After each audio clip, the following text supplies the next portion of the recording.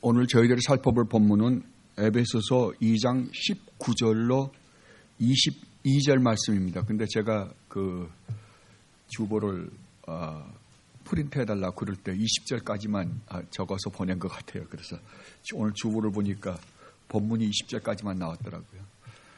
하여간 어떻게 됐건 간에 이거 19절서부터 22절까지는 몇 주에 걸쳐서 우리가 살펴볼 테니까 그냥 19절부터 22절 봉독해 드리겠습니다. 그러므로 이제부터 너희는 외인도 아니요 나그네도 아니요 오직 성도들과 동일한 시민이요 하나님의 권속이라. 너희는 사도들과 선지자들의 터 위에 세우심을 입은 자라. 그리스도 예수께서 친히 모퉁이 돌이 되셨느니라. 그의 안에서 건물마다 서로 연결하여 주 안에서 성전이 되어가고 너희도 성령 안에서 하나님이 거하실 처소가 되기 위하여 그리스도 예수 안에서 함께 지어져 가느니라. 아멘.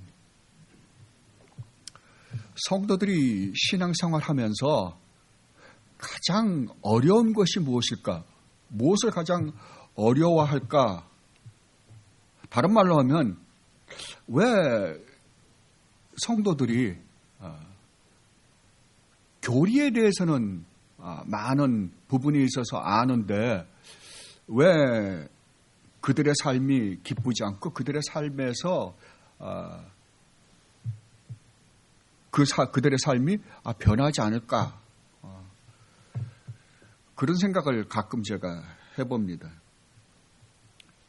그것은 여러분들이 어떤 교리를 알긴 하는데 그 교리에 대한 이해도가 낮기 때문이 아닌가 싶기도 하고요.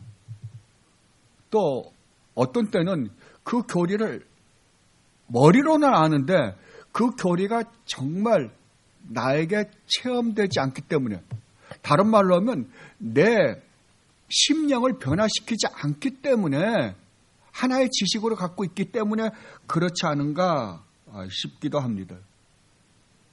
그래서 정말 우리가 이 세상을 살아가는 데 있어서 성도로서 올바른 삶을 살기 위해서는 반드시 여러분들이 아셔야 될 것이 성도라는 존재가 어떤 존재인지에 대해서 분명한 인식을 가지고 있어야 합니다. 에베소서는 한마디로 이야기해서 교회가 무엇인가에 대해서 설명하는 것입니다. 교회가 무엇인가라는 말은 또 다른 말로는 성도는 누구인가, 성도가 어떠한 존재인가에 대한 설명입니다. 사도 바울은 우리가 얻은 구원이 얼마나 놀라운 축복인지에 대해서 2장 1절로 10절에서 아주 잘 설명을 하셨습니다. 그런데도 불구하고 사도 바울은 11절로 18절에서 똑같은 이야기를 반복하는 듯 보입니다. 그런데 이제 2장을 마무리하면서 19절로 22절을 통하여 다시 한번 사도 바울이 2장 1절에서 18절에서 말한 것을 총정리하면서 다시 한번 설명을 하고 있습니다. 왜 사도 바울은 자꾸만 이렇게 반복적으로 똑같은 것을 이런저런 모양으로 설명할까요? 왜냐하면 이러한 것들을 우리는 반드시 알아야만 하기 때문에 그렇습니다. 그러므로 여러분은 성도라고 하는 존재가, 교회라고 하는 곳이 어떤 곳인지 반드시 알아야만 합니다. 그래야만 여러분들이 참 성도로서 올바른 삶을 살 수 있으며 교회 생활을 올바로 할 수 있습니다. 오늘날은 수많은 사람들이 교회에 다닙니다. 그런데 교회에 내 마음에 들면 나오고 안 들면 안 나옵니다. 왜 그러한 폐단이 생기는 줄 아십니까? 왜냐하면 성도가 누구인지, 교회가 무엇인지 올바로 깨닫고 있지 못하기 때문에 그렇습니다. 정말 성경이 말하는 교회가 어떠한 곳인지를 분명히 안다고 한다면 우리는 교회를 들락달락 할 수가 없습니다. 이 교회는 자기의 전 인생이 걸려있는 곳입니다. 자기의 전 생명이 걸려있는 곳이 교회입니다. 그 교회를, 하나님께서 세우신 그 교회를 어떻게 자기가 나오고 싶으면 나오고 나오기 싫으면 나오지 않을 수가 있습니까? 그건 불가능입니다. 그건 결국은 나는 복음을 모르는 사람입니다 라는 말이나 똑같습니다. 우리는 지금 몇 주에 걸쳐서 하나님의 그 놀라우신 전능하신 능력이 우리의 구원에 있어서 어디에 나타났는가에 대해서 살펴보았습니다. 사도는 이 능력이, 하나님의 그 놀라우신 전능하신 능력이 창조뿐만이 아니라 우리 주님이 죽으시고 우리 주님을 살리시는 데에 나타났다고 말씀하셨습니다. 그리고 또 허물과 죄로 죽었던 우리를 살려 구원하는 일에 나타났다고 말씀하셨습니다. 그리고 이방인인 우리를 원수지간이었던 유대인들과 그리스도 안에서 하나가 되어 새로운 피조물로 창조해서 하나님과 화목하게 하는 일에 나타났다고 사도 바울은 설명하셨습니다. 그리고 이제 19절로 22절에서 이방인인 우리가 이제 어떠한 존재가 되었는지에 대해서 마지막으로 총정리해서 설명하고자 합니다. 그래서 사도 바울은 오늘 우리가 읽은 본문을 시작하면서 그러므로 이제부터 너희는 이라는 말을 합니다. 그러므로 이제부터 너희는 뭐라고요? 이러이러한 자다라고 이야기하려고 합니다. 그러면 그 전에는 뭐가 있었다는 거예요? 그 전에는 지금 내가 설명하려고 하는 이런 존재가 너희들은 아니었었다라는 이야기를 함으로 말미암아 너희들이 어떠한 존재인가, 어떠한 존재로 하나님께서 변화시켰는지에 대해서 설명하려고 합니다. 사도 바울은 과거에 이방인은 우리에 대해서 이렇게 말씀하셨습니다. 할례를 받은 유대인들로부터 할례를 받지 않은 자들이라. 너희는 그들로부터 멸시를 받은 자들이다.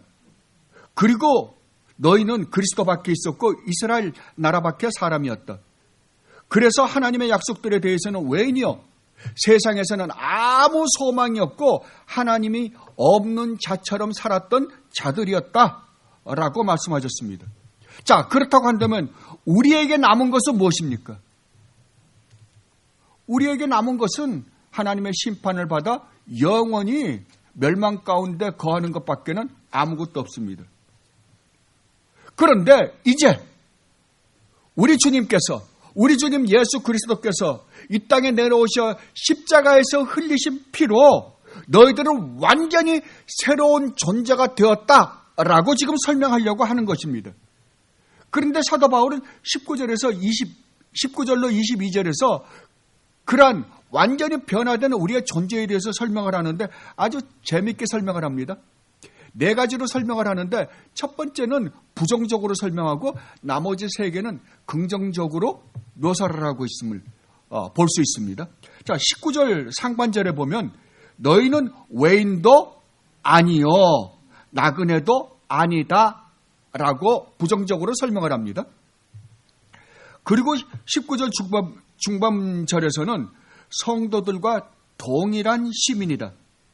그리고 19절 후반절에서는 너희들은 하나님의 권속이다. 다른 말로 하면 하나님의 가족이다 라고 설명을 합니다. 그리고 21절에서는 너희는 주 안에서 하나님이 거하시는 성전이다 라고 선포하고 계십니다. 오늘은 우리가 이 네 가지를 다 살펴볼 시간은 없습니다. 그래서 두 가지만 제가 살펴보도록 하겠습니다. 첫 번째 말씀인 너희는 외인도 아니요 나그네도 아니다 라는 말과 두 번째 말씀인 너희들은 성도들과 동일한 시민이다 라는 말씀에 대해서만 살펴보기로 하겠습니다. 그렇다면 먼저 너희는 외인도 아니요 나그네도 아니다 라는 말의 의미가 무엇인지 먼저 한번 살펴보도록 하겠습니다. 아까도 제가 말씀드렸지만 사도 바울은 이미 11절로 12절 말씀에서 과거에 우리가 어떤 존재였는지에 대해서 설명하셨습니다. 너희는 할례 받은 유대인들로부터 할례를 받지 않은 자들이라는 멸시를 받은 자들이며 너희는 그리스도 밖에 있었고 이스라엘 나라 밖의 사람이었으며 그래서 너희들은 하나님의 약속에 대해서는 외인이요 세상에서 소망이 없고 하나님도 없는 자였다. 너희들은 정말 비천한 처지에서 살고 있었으며 너희에게 주어질 것은 영원한 멸망밖에 없었던 자들이었다 라고 지금 말씀하십니다. 그런데 지금은 어떠한 존재가 되었다고요? 예, 그러한 너희가 이제는 이방인도 아니요 나그네가 아니다 라고 말씀하십니다. 이 의미에 대해서는 제가 여러분에게 11절로 12절 말씀을 강의할 때 우리가 과거에 어떤 존재였는지에 대해서 설명할 때 그 설명을 여러분들이 잘 기억만 하시면은 그걸 거꾸로 놓으면 되죠. 그죠? 과거에 너희가 이런 존재였다라는 것을 거꾸로 놓으면 지금 너희는 이방인이 아니요 나그네가 아니다라는 말의 의미를 알 수 있잖아요. 그러나 이제 시간이 오래됐으니까 여러분들이 다 잊어먹으셨을 줄 알고 다시 한번 너희가 이방인이 아니요 나그네가 아니다라는 말의 의미가 무엇인가를 간단하게나마 여러분들에게 설명해 드리려고 합니다. 그런데 이거를 준비하다 보니까 아주 좋은 예들이 있더라고요. 여러분들 지금 미국의 트럼프가 대통령이 되면서 이민자들에게 굉장히 심각한 문제들을 야기시켰습니다. 그 중에 하나가 어려서 그러니까 불법 체류자인 부모를 따라서 미국으로 온 어린아이들이 있습니다. 그죠? 그런 애들은 여기에서 자랐기 때문에 미국에서 자랐기 때문에 영어권이요. 또한 학교도 다니고 미국 사람과 똑같은 문화적 습관을 가지고 살아갑니다. 근데 뭐가 없어요? 법적으로는 불법 체류자입니다. 그죠? 그것을 구제해주는 제도가 다카였죠. 그죠? 그런데 트럼프가 그걸 어떻게 하겠다고요? 없앤다고 지금 그러고 있는 거잖아요. 그죠?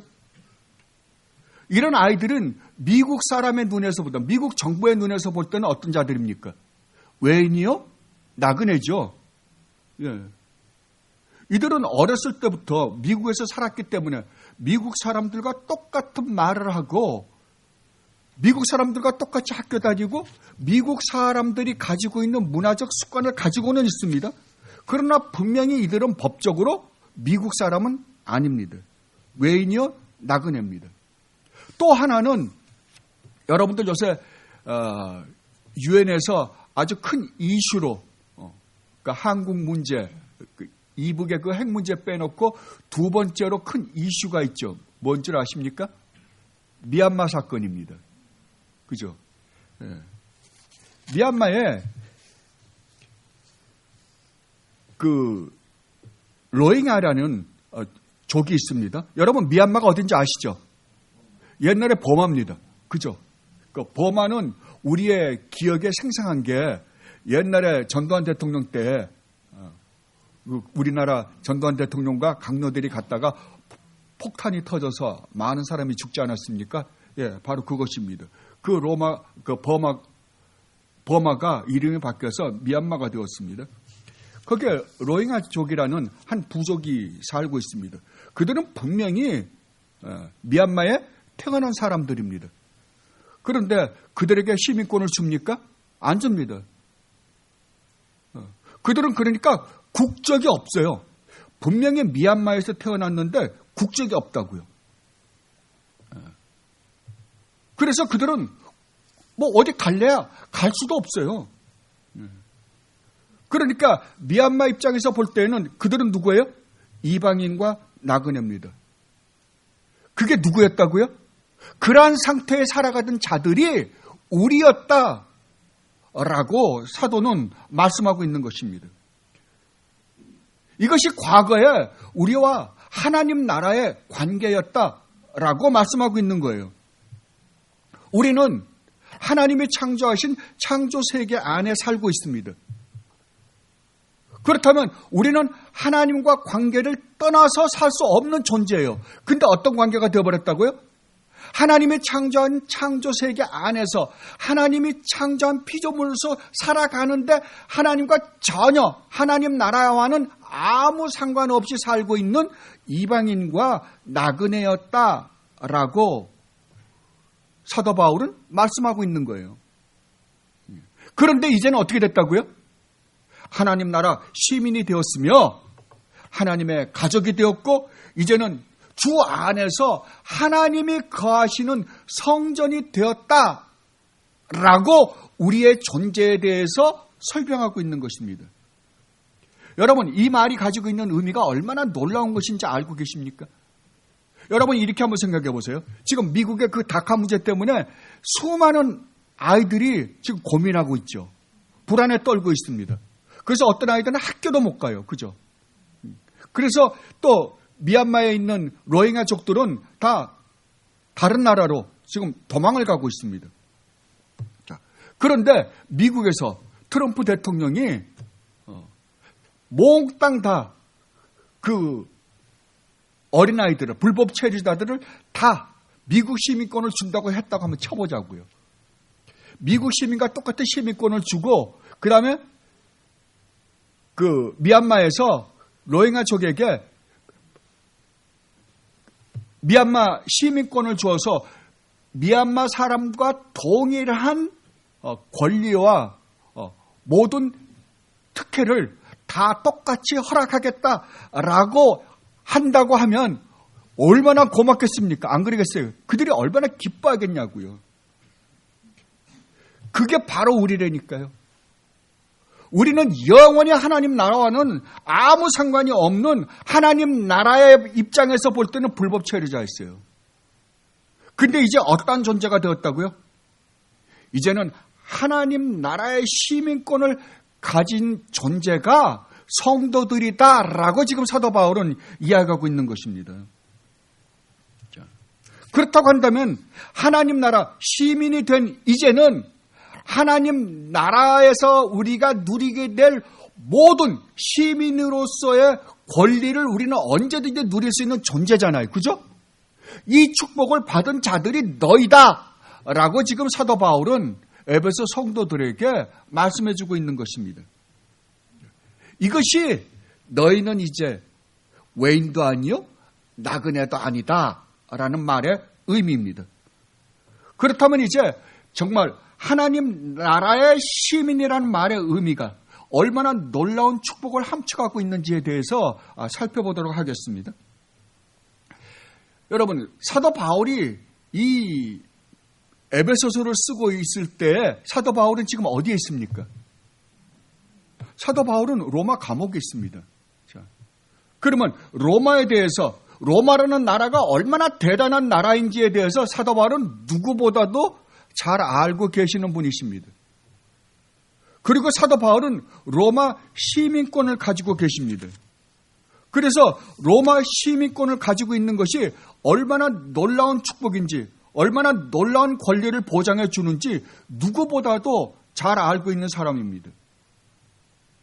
그런데 사도 바울은 지금 감옥에서 이 로마 제국과 비교해서 하나님 나라를 연상해 봅니다.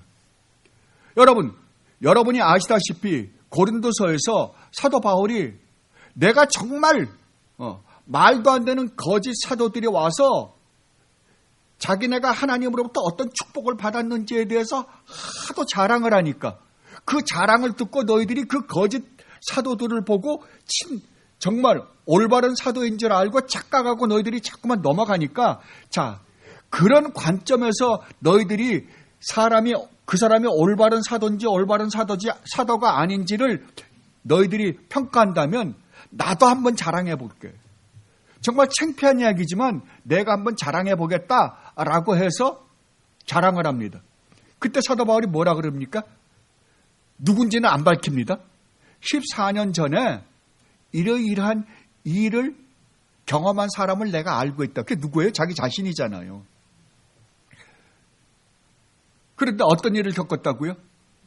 3층천에 올라갔다고요. 천국에 올라가서 말로 표현할 수 없는 하나님의 음성을 들었다고요. 하나님의 말씀을 들었다고요. 그런데 이것도, 이 축복도 결국 예수 그리스도로 말미암아 우리 주님께서 십자가에서 흘리신 피로 말미암아 우리에게 주어진 그 축복에 비하면 뭐라고요?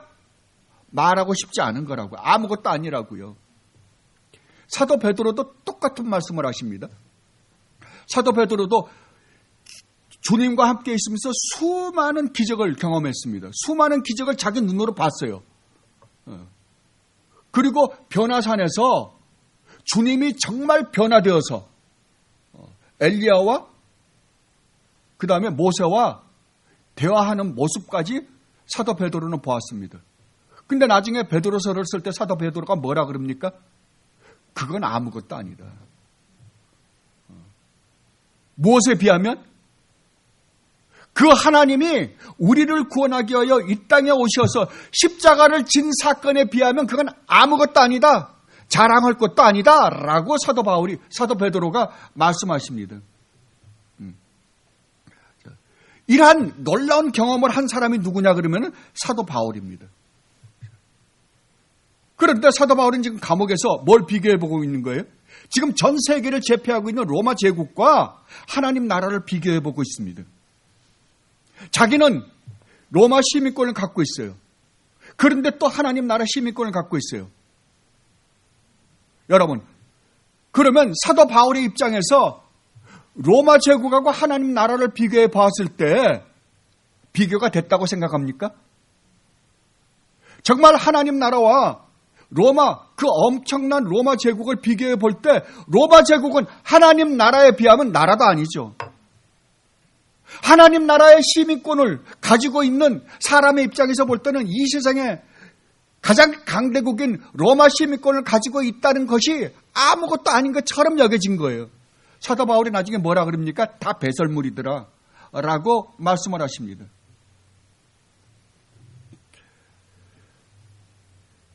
그러니까 사도 바울은 자기가 그 영광의 하나님 나라, 영광스러운 그 하나님 나라의 시민권을 가지고 있다는 것에 대한 자긍심과 자부심이 얼마나 강한지 모릅니다. 이것을 지금 사도 바울은 우리에게 말씀해 주고 싶은 거예요. 너희들이 과거에 너희들은 하나님 나라에 대해서는 이방인이었고 나그네였지만 이제는 아니다. 너희는 그 영광의 하나님 나라의 시민이 되었다. 라고 지금 선포하고 있는 것입니다. 이것이 성도들의 신분이요? 교회입니다. 이것이 교회예요. 그래서 이러한 자들을 사도 바울은 고린도전서 1장 2절에서 이렇게 묘사하고 있습니다. 고린도에 있는 하나님의 교회. 교회가 뭔지 보세요. 교회, 곧 그리스도 안에서 거룩하여 지고. 자, 교회가 뭐라고요? 거룩하여 진 사람들이 모이는 곳입니다. 성도라 부르심을 받은 자들. 자, 그러니까 교회, 거룩, 부르심을 입은 자들. 다 같은 말이죠. 그죠? 같은 건데 다른 표현이잖아요. 그걸 성도, 또 각처에서 우리의 주 곧 그들과 우리의 주 대신 예수 그리스도의 이름을 부르는 모든 자들이라고 사도 바울은 지금 성도를 묘사하고 있습니다. 교회를 표현하고 있습니다. 자, 그렇다면 하나님 나라 백성인 성도의 특징은 무엇인가? 아까 사도 바울이 뭐라 그랬어요? 교회는 거룩한 곳이다 라고 이야기한 거잖아요. 그렇다면 교회는 거룩한 곳이다 라고 말씀하셨습니다. 자, 그렇다고 한다면 거룩하다는 말의 의미가 뭡니까? 여러분들 다 아시잖아요. 그죠? 구별되었다, 분리되었다 라는 의미입니다. 그렇다면 어디로부터 분리되었어요? 예, 세상으로부터 분리된 사람들입니다. 세상으로부터 구별된 사람들입니다. 자, 그렇다고 한다면 여러분들이 정말 성도라고 한다면 여러분들은 세상으로부터 구별된 사람이에요. 다른 말로 하면 이 세상과 구별되지 않은 사람은 성도가 아니다라는 말이죠. 여러분, 이 세상에서는 이중국적을 허용합니다. 그죠? 그렇다면 하나님 나라는 어떨까요? 하나님 나라는 이중국적을 허용할까요? 아닙니다. 절대 안 합니다. 그러니까 구원받은 하나님 백성은 이 세상에 속한 사람인과 동시에 하나님 나라에 속한 사람일 수가 없습니다. 절대 없습니다. 그래서 사도 바울이 골로새서에서 흑암의 권세에서 하나님의 사랑의 아들의 나라로 옮겨진 자들이 성도다라고 말씀하신 것입니다. 여러분들은 이것을 반드시 기억해야 돼요.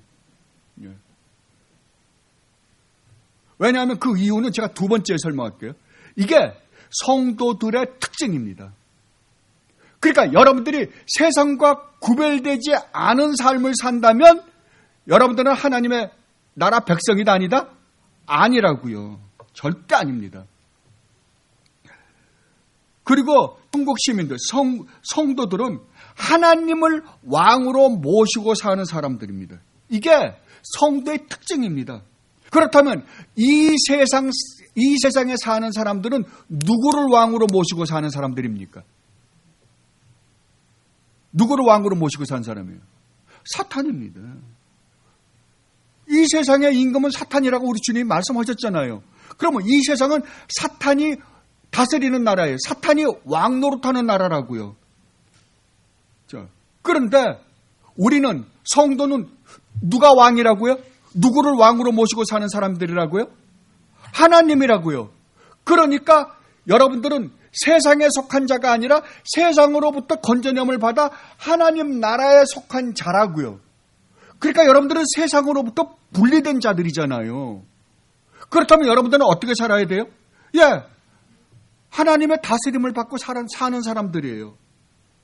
하나님의 나라 법을 지키며 하나님 나라의 삶의 원리와 가치관을 가지고 사는 사람들이 성도입니다. 이것이 성도의 특징이에요. 여러분들 정말 이렇게 살고 계십니까? 그러므로 천국 시민들은 비록 우리의 몸은 이 세상에 살고 있지만 이 세상에 사는 사람들과 전혀 다른 삶을 사는 사람들을 성도다, 천국 시민이다 라고 이야기하는 거예요. 이러한 삶을 이 세상 사람들은 이해할 수 있을까요? 절대 없죠. 왜냐하면 삶의 목적이 전혀 다르기 때문입니다. 다르기 때문이에요. 그렇다면 성도가 소속되어 있는 나라와 특권은 무엇일까요? 우리가 소속되어 있는 하나님 나라는 하나님의 축복들이 값없이 주어지는 나라입니다. 다른 말로 하면 은혜가 왕노릇하는 나라입니다. 은혜가 왕노릇한다는 말은 이 세상의 원리는 인과 율의 법칙을 벗어나지 않습니다. 원인이 있고 결과가 있는 것입니다. 여러분, 은혜라는 말의 의미가 뭡니까? 은혜라는 말은 원인이 없는데 결과만 주어지는 것이 은혜입니다. 그죠? 원인이 없어요. 이 세상의 모든 것은 인과 율의 법칙, 원인이 있고 그 결과가 나타나는 것을 그러한 법체계 속에서 살아가는 것이 이 세상입니다. 그러나 유일하게 하나님 나라는 인과 율의 법칙으로 살아가는 것이 아니라 하나님의 은혜로, 은혜가 왕노릇하는 곳이 하나님 나라입니다. 그 나라는 율법이 우리를 절대 정죄하지 못합니다. 왜냐하면 우리 주님께서 그 율법을 온전히 폐하셨기 때문에 그렇습니다. 제가 지난번에도 여러분들에게 설명해 드렸지만 여러분들은 예수 그리스도와 함께 어떻게 했다고요? 십자가에서 죽어버렸다고요. 여러분들이 죄를 지었으면 죄에 대한 대가를 받아야 되잖아요. 여러분들이 저지른 죄가에 대한 대가를 받지 않고 여러분들이 하나님 나라 갈 수 있는 방법은 절대 없습니다. 근데 이 대가를, 여러분들이 저지른 죄의 대가를 어디에서 받았다고요? 그리스도 안에서요. 우리 주님께서 십자가에 달려 돌아가실 때 그 안에서 여러분들이 함께 받아 죽어버렸다니까요. 그렇다면 여러분의 과거는 어떻게 됐어요? 죽었어요. 여러분들은 과거의 여러분의 이름은 누구누구 아담이었어요. 여러분의 레스트 네임은 아담이었다고요. 근데 그 아담의 후손으로 태어난 여러분들은 그리스도 안에서 죽어버렸어요. 그리고 그리스도가 부활하심으로 말미암아 여러분들은 새로 태어난 새로운 피조물이라고요. 그러면 여러분들의 라스트 네임은 누구예요? 여러분을 낳으신 분은 누구예요? 주님이잖아요. 그래서 주님 뭐라 그래요? 내가 십자가에서 이 엄청난 해산의 고통을 치르고 내가 너희를 낳았다 그러잖아요. 십자가가 그 해산의 고통이었다니까. 여러분들 여자분들은 아이를 낳을 때 해산의 고통을 치르잖아요. 그리고 아이를 낳죠. 우리 주님도 우리를 낳으실 때 해산의 고통을 치렀다 그럽니다. 그 해산의 고통을 어디서 치르셨어요? 십자가에서요. 그래서 낳은 자식들이 누구예요? 여러분들이에요. 그렇다고 한다면 여러분의 라스트 네임은 누구예요? 예수죠. 예수가 여러분들의 아버지세요. 어머니세요. 네. 그 다른 존재라니까. 성도는 다른 존재라고요. 그러니까 이제 율법은 어디까지만 쫓아왔어요? 십자가까지만 쫓아왔어요. 근데 십자가까지만 쫓아오고 죽어버렸으니까 더 이상 법은 어떻게 할 수가 없잖아요. 그죠? 그렇다면 이제 주님 안에서 태어난 여러분들은 뭘로 살아요? 주님으로부터 오는 은혜로만 사는 사람들이에요. 이게 성도예요. 그래서 로마서 5장 21절에서 사도 바울이 이렇게 말씀하십니다. 이는 죄가 사망 안에서 왕노릇한 것 같이 은혜도 또한 의로 말미암아 왕노릇하여 우리 주 예수 그리스도로 말미암아 영생에 이르게 한다. 은혜가 뭐라고요? 과거에는 죄가 사망 안에서 율법으로 말미암아 왕노릇한 것처럼 이제는 은혜가 의로 말미암아 왕노릇한다라고 이야기를 합니다. 그래서 성도는 오직 은혜로만, 은혜 안에서만 사는 사람들입니다. 그래서 여러분들은 이미 그리스도 안에서 죽음으로 진정한 해방을 얻은 사람들입니다. 그래서 진리가 너희를 자유케 한다라고 말씀하셨던 거예요. 그러므로 우리에게 남아있는 것은 오직 은혜뿐입니다. 자, 종교개혁자들이 종교개혁을 일으키면서 5가지를 표제를 걸었는데, 자, 뭐라고요? 오직 성경, 오직 예수 그리스도, 오직 믿음, 오직 은혜, 오직 누구께만 영광? 하나님께만 영광이요. 하나님께만 영광이요. 여러분들은 목사를 쳐다봐서도 안 되고 이 세상에 그 어느 누구를 쳐다봐서도 안 됩니다. 교황 아니라 누구래도 쳐다볼 필요가 없어요. 제가 여기에서 아무리 설교를 잘해도 여러분에게 남아야 되는 건 누구만 남아야 된다? 예수님만 남아야 된다고요. 제가 책을 읽다가 하루는 책을 읽다가 누가 영국에 가서 설교를 하러 갔는데 그 교회 뒤에 써져 있는 글을 보고 깜짝 놀랐다 그러는 거예요. 그게 저희 교회 뒤에다 붙여놓은 겁니다. 우리는 예수님을 뵙기 원합니다. 여러분들은 오직 예수 외에는 들을 필요가 없어요. 여러분들이 돌아가면서 우리 목사님 설교 참 잘해. 이거 아무 의미 없어요. 여러분들이 돌아가면서 여러분 머릿속에 남아야 될 것은 뭐만 남는다? 예수님만요. 만약에 여러분에게 제가 여기서 설교를 했는데 예수님 외에 다른 것이 남아있으면 여러분들이 설교를 잘못 들었든지 아니면 여기서 설교하는 사람이 설교를 잘못했든지 둘 중에 하나예요. 여러분에게 남는 것은 오직 은혜, 오직 예수 그리스도만 남아야 합니다. 그래서 우리가 처해 있는 그 하나님 나라는 그 나라의 축복들이 전부 다가 값없이 주어지는 축복들입니다. 이것이 하나님 나라예요. 그리고 그 두 번째로 그 하나님 나라는 복지국가입니다. 이 세상에 존재하는 나라들이 가장 신경 쓰는 것이 무엇입니까? 국민들의 복지잖아요. 그죠? 잘 사는 사람도 없고 못 사는 사람도 없는 나라. 모두가 다 평등하게 사는 나라. 아름답죠. 그런데 이 세상에서 그렇게 가능합니까? 저는 가끔 가다가 가만히 앉아서 이야기하는 소리들을 들어보면 참 재밌어요. 뭐 어떤 대통령이 어떻게 해서 우리나라는 빈부의 격차가 심하고 여러분들이 아무리 해도 죽는 날까지 그런 일이 없진 않을 겁니다. 앞으로 가면 갈수록 부익부 빈익부는 점점 더 늘어날 거예요. 여러분들 보면 이제는 대형화가 돼버리죠. 하나의 기업이. 그러면 미국도 마찬가지고 전 세계가 마찬가지일 거예요. 자본주의 국가는 몇 개의 기업이 그 나라를 이끌어가고 말 겁니다. 이건 어쩔 수 없어요.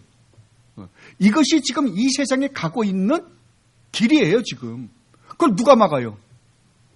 그 물줄기를 누가 막냐고요. 근데 우리는 밤마다 그래요. 대개 보면 평등, 정의 이런 거 부르짖는 사람들 보면 약자예요. 강자는 절대 그런 말 안 해요. 그죠? 법이 누굴 위해서 존재한다고 생각하십니까? 강자요, 약자요? 예, 강자를 보호하기 위해서 만들어 놓은 게 법이에요. 지금 트럼프가 그 세금을 낮춰준다 그러죠. 제일 이익 보는 사람 누굴까요? 예, 부자들입니다. 예. 그래서 그 주식회사 같은 거를 그 세금을 확 낮춰주면 경쟁력이 생겨서 좋죠. 말은 좋죠. 예. 그러니까 점점 더 기업은 더 커지고 나머지 사람들은 거기서 떨어지는 부스러기 주는 대로 먹고 살아라 이거예요, 지금. 그건 어쩔 수가 없어요. 근데 우리는 저 대통령만 내가 세우면 될 거라. 되게 뭘 돼요. 여러분, 그리스도인들은 이 세상에서 하는 일에 좌지우지 되지 않습니다. 왜? 어차피 이 세상이 가고 있는 길이 어디라는 것을 정확하게 알고 있기 때문에 그래요. 그래서 절대 이 세상에 기대를 하지 않는 거예요. 근데 교회 와서 여러분, 제가 분명히 여러분들에게 부탁드립니다. 교회 와서 정치 이야기 하지 마십시오. 해답도 없는 정치 이야기를 왜 합니까? 경제 이야기도 하지 마십시오. 여러분들은 그런 해답을 갖고 있지 않습니다. 없어요. 아니, 해답이 없어요, 아예. 없는 걸 가지고 그 뒷골이만한 그 지식을 가지고 내 잘났네, 니 잘났네. 그래서 한국은 부모하고 자식하고 그 정치 때문에 싸우다가 아버지가 열나서 그냥 2층에서 뛰어내려서 죽고 또 딸이 열나서 또 뛰어내려서 죽고 절대 아닙니다. 그리스도인은 그런 곳에 관심이 없습니다. 왜요? 이 세상은 지금 어디로 가고 있기 때문에요? 사탄이 왕이기 때문에 이 나라는 반드시 멸망의 길로 가게 돼 있습니다. 그래야 주님이 오시죠. 그죠? 주님이 오시면 그래서 심판할 거 아니에요. 주님이 오시기 전까지는 이 세상은 내리막길이에요. 그 부분에 있어서는 슈바이처가 이야기를 참 잘했어요. 이 세상은 브레이크가 고장난 자동차예요. 브레이크가 고장난 자동차가 내리막길로 가고 있어요. 자, 그러면 브레이크가 고장난 자동차가 내리막길로 가면 어떻게 될까요? 가면 갈수록 더 속도가 줄까요? 더 빠르죠. 그거를 어떻게 해서든지 막으려고 노력해보다가 거기에 바퀴에 깔려 죽은 사람이 예수다. 그런 거예요. 그러니까 여기까지는 표현을 잘했는데 마지막 가서 표현을 잘못 거죠. 그래서 죽일 사람이잖아요, 그거.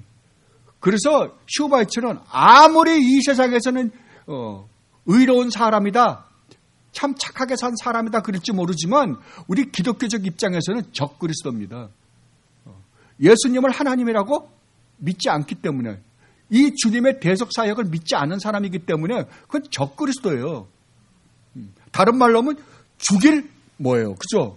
기독교적 입장에서 볼 때는 아니죠. 그런데 우리는 끊임없이 저 대통령만 되면 우리가 평등하게 살 수 있을 거다. 웃기는 소리입니다. 그렇게 해서 만든 사상이 뭡니까? 공산주의잖아요. 얼마나 좋아요. 잘 사는 사람도 없고 못 사는 사람도 없는데. 자, 그 공산주의를 가장 지금까지 잘 운영하고 있는 나라가 누구예요? 어느 나라예요? 김정은이잖아요, 지금. 뭐 일성이 형님, 그다음에 정일이 형님, 그다음에 이 정은이 동생. 이 3대가 내려오면서 지금 하고 있잖아요. 얼마나 수많은 사람들, 처음에 시작할 땐 좋게 시작했을 거 아니에요. 근데 막상 권력을 딱 잡고 보니까 어때요? 세상에 이거보다 좋은 게 어디 있어요? 그러니까 못 놓는 거예요. 왜 정치에서 발을 못 빼요? 왜냐하면 그 맛을 놓을 수가 없다고요. 국회의원들이라고 굽신굽신거리죠. 국회의원 한 번 되면 70몇 가지가 유익이 있다는데, 여러분 공항에 나갈 때 여러분 막 검사하고 지겹죠. 근데 비서가 가방 들고 자기는 탁 VIP실로 들어갔다가 나갈 때도 VIP실로 탁 나가보세요. 얼마나 뽀다고 나겠어요. 안 그래요? 그런데 그 아름다운 공산주의가 왜 실패했다고요? 왜냐하면 인간이 누구인지 몰랐기 때문입니다. 인간이 얼마나 타락한 존재이며 인간이 얼마나 이기적인 존재인지를 깨닫지 못했기 때문에 그렇습니다. 그런데 하나님 나라는 어떻다고요? 예, 하나님 나라가 바로 부자도 없고 가난한 사람도 없고 더 배운 사람도 없고 덜 배운 사람도 없고 백인도 흑인도 황인종도 인디안도 여자도 남자도 구별이 없는 진짜 평등한 나라입니다.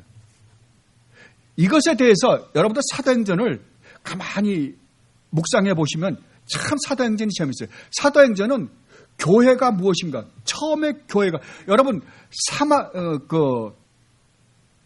아나니아와 삽비라 사건을 보면 어떻습니까? 아나니아 삽비라 사건을 보면 무슨 이런 일이 있어. 뭘 잘못했단 말이야. 여러분 아나니아와 삽비라가 뭐 잘못한 거 있어요? 집을 팔아서 냈어요. 내가 재산을 팔아서 냈어요. 근데 다 내려고 처음에 마음 먹었어요. 근데 가만 보니까 다 내면 나중에 내가 먹고 살 게 조금 없는 것 같아. 그래도 요만큼은 남겨놓고 줘야겠다. 그래서 나머지 냈어요. 여러분 재산 다 털어서 그중에서 반 정도는 남겨놓고 반만 갖고 와보세요. 제가 얼마나 기뻐하겠어요. 얼마나 고마워하겠냐고요. 여러분 중에 그렇게 하신 분 없잖아요. 아침에 연보를 하려고 하다가도 딱 잡았는데 100불짜리야. 내가 봉투 속에 넣을까 말까 하다가 가만히 있어. 20불짜리 딱 받고. 그래서 그래 20불만 내지 뭐 내 형편에 뭐 내가 그냥 그 소셜 베네핏만 먹고 사는데 내가 어떻게 100불짜리를 내냐. 20불로 쫙 바꿨어. 근데 20불을 넣으려고 딱 하다 보니까 가만 보니까 아니야 또 이것도. 그래서 5불짜리로 바꾸고 1불짜리로 또 바꾸죠. 그죠? 자, 만약에 그렇다고 한다면 여러분들 다 누구예요? 아나니아와 삽비라잖아요. 여러분 다 죽었어야죠. 왜 안 죽어요 그러면요? 그 사람들만 벼락 맞고 나머지는 벼락 안 맞아요? 그러면 지금 사도행전에서 말하고자 하는 어떤 의도가 있을 거 아니에요. 그렇게 해서 죽었다가 아니라 그 안에는 지금 그 아나니아 삽비라 사건을 통해서 우리에게 가르쳐주고자 하는 어떤 의도가 있단 말이에요. 그게 뭐예요? 교회가 무엇인가에 대해서, 교회의 본질에 대해서 가르쳐주고 싶은 거예요. 그 중에 하나가 교회는, 하나님 나라는 평등한 곳이다 라는 것을 아나니아 삽비라 사건 바로 전에 성경은 보여주고 있습니다. 자, 사도행전입니다.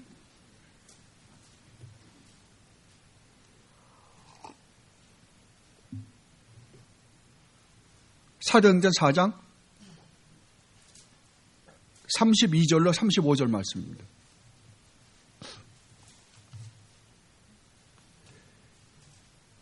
믿는 무리가 한 마음과 한 뜻이 되어 모든 물건을 서로 통용하고 자기 재물을 조금이라도 자기 것이라 하는 이가 하나도 없더라. 사도들이 큰 권능으로 주 예수의 부활을 증언하니 무리가 큰 은혜를 받아 그 중에 뭐라고요? 가난한 사람이 없으니 이는 밭과 집 있는 자는 팔아 그 판 것의 값을 가져다가 사도들의 발 앞에 두매 그들이 각 사람의 필요를 따라 나누어 줍니다. 자, 이 말씀을 보면 하나님 나라가 어떠한 곳인가에 대해서 설명합니다. 동시에 교회가 어떠한 모습을 가져야 되는지에 대해 지금 설명하고 있는 장면입니다. 여러분들 분명히 아십시오. 교회는 하나님 나라는 아닙니다. 하나님 나라와 교회가 이퀄이 될 수는 없습니다. 그러나 교회는 이 세상에서 유일하게 하나님의 모습을, 하나님 나라의 모습을 띠고 있는 곳입니다. 교회는요. 그걸 지금 사도행전에서 처음에 지금 예루살렘에서 하나님, 그러니까 교회가 세워지고 있는 거잖아요. 최초의 교회가 세워지고 있는 모습을 통해서 하나님 나라의 본질과 교회의 본질이 무엇인가에 대해서 지금 설명해 주고 있는 장면이에요. 그러므로 교회는 가난한 자와 부자, 배운 자와 배우지 못한 자, 얼굴 색깔, 사회에서 소외된 자들에 대해 전혀 구분이 없어야 됩니다. 그렇다면 우리가 이 일을 위해서 어떻게 해야 될까요? 이 하나님의 모습을 우리가 드러내기 위해서 어떻게 해야 될까요? 예, 당연하게 물질이 좀 넉넉한 사람은 물질이 없는 사람을 도와줘야 되고, 배운 사람은 배우지 못한 사람을 배려해야 하며, 또한 소외된 사람들에게는 따뜻함으로 안아줘야 하는 것이 교회입니다. 그런데 오늘날 교회의 모습이 이렇습니까? 아니죠. 여러분들 야고보서에 보면 초대교회 때부터 그런 우리 인간의 악함으로 말미암아 그런 모습들이 항상 드러나는 것 같아요. 사도 야고보가 그렇게 이야기하죠. 너희들이 교회에 오면 아주 귀족이고, 그러니까 가문이 괜찮고 옷을 잘 차려입고 뭐 손가락에 다이아 반지라도 좀 크게 끼고 온 사람 오면 여기 앉으십시오. 그렇게 하는데 형편없이 하고 온 사람들 보면 어떻게 한다고요? 앉든지 말든지 아무데나 앉으십시오. 이런 되는 거 아니에요. 이거는 진정한 교회의 모습이 아니다라고 그러는 거예요. 자, 그러면 제가 여러분들에게 하나 여쭤보겠습니다. 만약에 우리 교회에 마약을 하는 사람이 왔다. 또 홈레스가 우리 교회에 출석하기 위해서 왔다. 동성연애를 하는 사람들이 왔다. 여러분 어떻게 할 거예요? 어떻게 해야 될까요? 여러분 가만히 생각해 보세요. 홈레스가 왔어요. 여러분들과 같이 예배를 하려고 합니다. 여러분 어떻게 해야 될까요? 아마 피할걸요? 그러니까 여러분 옆에 앉으려고 그러면 어떻게 하겠어요? 싫겠죠? 아닙니다. 절대 안 됩니다. 여러분들은 그들을 반드시 품어줘야 합니다. 그리고 그들이 무엇을 잘못해서 현재 위치에 처해 있는지에 대해서 설명해주고 그들로 하여금 진정으로 회개케 해서 주님을 만나게 해 주어야만 합니다. 그리고 그들을 위해서 기도하고 그들과 함께 교제해야만 합니다. 왜냐하면 여러분들이 소속되어 있는 하나님 나라가 바로 이런 나라이기 때문에 그렇습니다. 그래서 이 교회만이 유일하게 하나님 나라가 어떠한 나라인지에 대해서 보여주는 유일무이한 곳이에요. 그런데도 불구하고 우리는 그러한 것에는 별로 신경을 안 쓰고 맨 하는 것이 뭐 그걸 그따위로 했어, 이걸 이따위로 했어. 여러분, 제가 제발 부탁드릴게요. 여러분들이 교리를 가지고는 피 터지게 싸우십시오.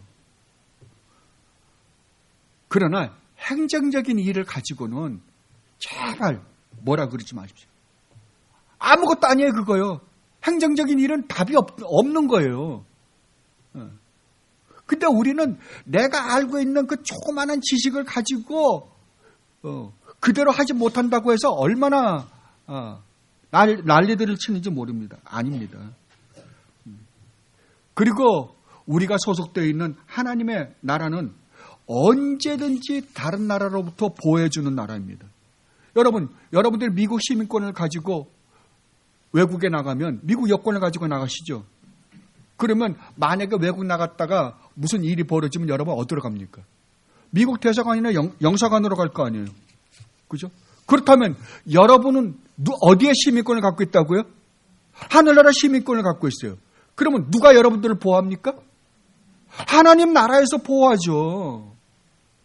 세상도 철저하게 자기 나라 백성들을 보호할진데 하물며 하나님은 어떻겠습니까? 여러분들 그냥 내비나 두겠어요? 아니에요. 철저하게 이 세상 나라로부터 여러분들을 철저하게 보호할 것입니다. 그리고 여러분들은 언제든지 그 왕에게, 우리를 다스리는 왕에게 언제든지 나갈 수 있습니다. 여러분, 이 나라가 왕권 국가라고 한번 생각해 보세요. 왕권 국가라고 생각해 보면 그 왕에게 나갈 수 있는 자들은 어떤 특권층의 사람들 외에는 못 나가죠. 그죠? 뭐 그 집에 왕자라든지 공주라든지 아니면은 그 어떤 특권층의 계급을 가진 사람들 외에는 못 나갈 겁니다. 그러나 하나님 나라는 아닙니다. 우리의 왕이신 하나님 앞에 우리는 언제든지 나아갈 수 있습니다.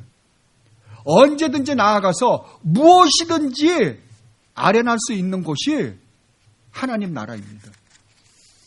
여러분들은 언제 나갑니까? 여러분들이 예배할 때, 여러분들이 기도할 때에 그 하나님 나라의 왕이신 그 하나님 앞에 우리는 나아갈 수 있습니다. 누구 때문에요? 우리 주님 예수 그리스도 때문에요. 그래서 히브리서 기자가 이렇게 말씀하셨어요. 그러므로 우리에게 큰 대제사장이 계시니 승천하시니 곧 하나님의 아들 예수시라. 우리가 믿는 도리를 굳게 잡을지어다. 우리에게 있는 대제사장은 우리의 연약함을 동정하지 못하실 리가 아니요 모든 일에 우리와 똑같이 시험을 받으신 이로되 죄는 없으시니라. 그러므로 우리는 긍휼하심을 받고 때를 따라 돕는 은혜를 얻기 위하여 은혜의 보좌 앞에 담대히 나아가니라. 담대히 나아간다니까요. 누구 때문에요? 우리 주님 때문에요.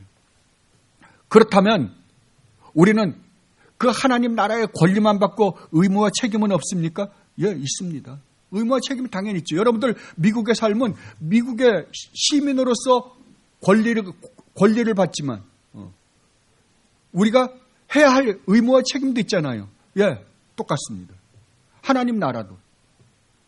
정말 여러분들이 하나님 나라 백성이라고 한다면 여러분들은 하나님 나라 백성으로서의 긍지와 자부심을 가지고 살아가야 할 것입니다. 그렇다면 이 세상에서 여러분들을 기죽게 할 것은 아무것도 없어요. 왜냐하면 이 세상에서 가장 강한 강대국의 우주 만물을 창조하신 창조주 하나님이 왕으로 다스리는 나라의 백성이기 때문에 그렇습니다. 그 자녀이기 때문에 우리는 정말 그 나라에 소속되어 있는 백성으로서 긍지와 자부심을 갖고 살아야 할 것입니다. 그리고 여러분들은 그 나라를 여러분 자신보다도 더 사랑해야만 합니다.